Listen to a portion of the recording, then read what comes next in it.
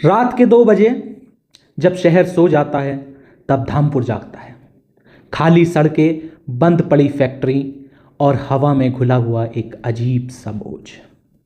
लोग कहते हैं ये सिर्फ एक शहर है, लेकिन जो लोग यहाँ रह चुके हैं वो जानते हैं धामपुर ने सिर्फ लोग नहीं देखे, राज देखे हैं, खून देखा है और ऐसी कहानियां देखी हैं जो कागज में कभी नहीं लिखी गई। 1100 साल पहले से लेकर आज तक इस जमीन पर घोड़े भी चले, फौज भी गुजरी और भट्टियां भी जली। किसी ने यहाँ राज किया, किसी ने लूट मचाई और किसी ने यहीं सपने लगाए। और जब सपने टूटते हैं तो सिर्फ इमारतें नहीं गिरती, कहानियां भी जन्म लेती हैं। आज हम बात करेंगे उस धामपुर की जो हिस्ट्री बुक में कम और लोगों के खौफ में ज्यादा जिंदा है। यह कहानी है धामपुर की, जहां हर खामोशी के पीछे एक पुरानी आवाज छुपी है। तो सोचो, एक जगह जहां आज गाड़ियों का शोर है, लेकिन कभी यहीं से घोड़े गुजरते थे, फौज मार्च करती थी और रात के अंधेरे में सिर्फ मशालों की रोशनी होती थी। इस जगह का नाम है धामपुर। आज के टाइम जिला बिजनौर, यूपी में यह स्थित है। 1100 के आसपास धामपुर कोई शहर नहीं था, ना कोई महल था, ना कोई किला था।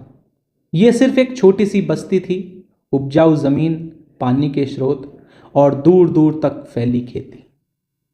लोग कहते हैं धामपुर का पुराना नाम धर्मपुरा था।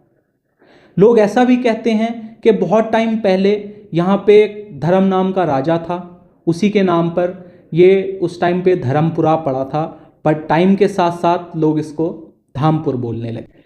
एक ऐसी जगह जहाँ लोग बसते थे, रुकते थे और आगे की सफ़र की तैयारियां करते थे, क्योंकि धामपुर एक मोड़ पर बैठा था, दिल्ली, अवध और रोहिलखंड के बीच।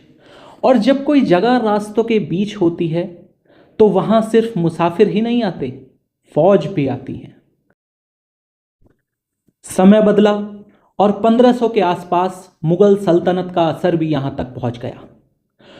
मुगल यहां महल बनाने नहीं आए थे, वो यहां आए थे हिसाब रखने, लगान का, जमीन का और वफादारी का। दिल्ली से मेरठ, मेरठ से मुरादाबाद और फिर धामपुर से आगे बरेली। ये रास्ता सिर्फ सड़क नहीं था, ये मुगल तख्त की नस था। मुगल फौज यहीं से गुजरती थी और धामपुर देखते देखते एक खामोश गवाह बन गया हर गुजरती सल्तनत का। फिर 1700 का दौर आया और रोहिलाज आए। अफगान से आई ये रोहिला सरदार रोहिलखंड पर अपना राज करना चाहते थे।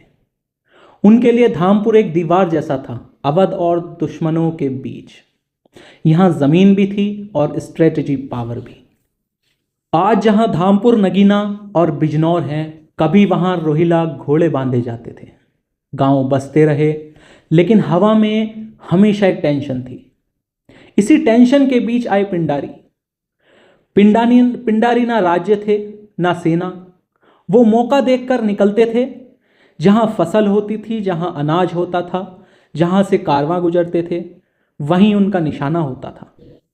धामपुर के आसपास के जंगल, खेत और कच्चे रास्ते उनके लिए परफेक्ट थे। लूट हुई, गांव जले और फिर कहानियां जन्म लेने लगी। फिर आए ब्रिटिश, पहले व्यापार के नाम पर, फिर सिस्टम के नाम पर और धीरे धीरे राज के नाम पर। 1800 के बाद धामपुर ब्रिटिश कंट्रोल में आ गया।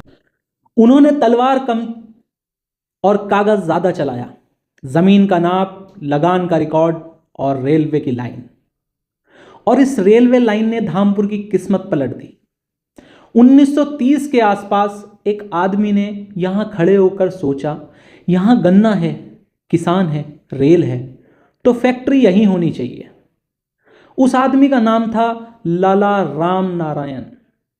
1931 में जमीन फाइनल हुई, शहर से थोड़ी दूर, फ्लैट लैंड, रेल के पास।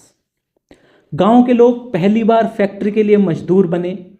किसी ने ईंट उठाई, किसी ने लोहा जोड़ा और किसी ने पहली बार मशीन को चलते देखा।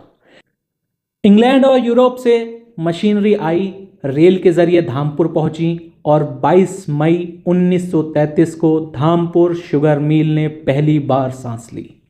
दिन में गन्ना, रात में भट्टी और हवा में मीठी गूंद। समय के साथ मिल बड़ी होती गई, शहर बढ़ता गया, लेकिन जब मशीन पुरानी हुई तो उनकी आवाज़ भी बदल गई।